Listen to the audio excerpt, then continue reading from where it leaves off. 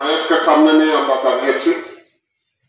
তিনি আমাদের এই খানবাড়ির আমার সম্পর্কের চাচা, মরহুম বীর মুক্তিযোদ্ধা জনাব সিরাজুল ইসলাম খান।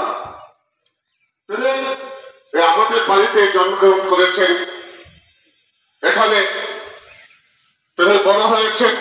দীর্ঘদিন মোলাদি বাজারে বিভিন্ন সময় ব্যবসা বাণিজ্য করেছেন। তারপর যখন এদেশে স্বাধীনতার যুদ্ধ আসলো, সেই স্বাধীনতা যুদ্ধে তিনি অকুতোভয় সৈনিক হিসাবে তিনি অংশগ্রহণ করে বীর মুক্তিযোদ্ধা হিসাবে তিনি খেতাব পেয়েছেন।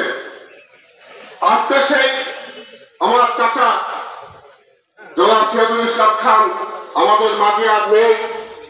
তিনি আমাদের ছেড়ে চলে গিয়েছেন। আমরা যারা এখানে উপস্থিত হয়েছি, আমি আমার বাড়ির পক্ষ থেকে, এলাকাবাসীর পক্ষ থেকে, বাজারে বিভিন্ন সময় ব্যবসা বাণিজ্য করেছে, তার দুটো ছেলে আছে, তার একটি মেয়ে আছে, তাদেরকে রেখে গিয়েছেন।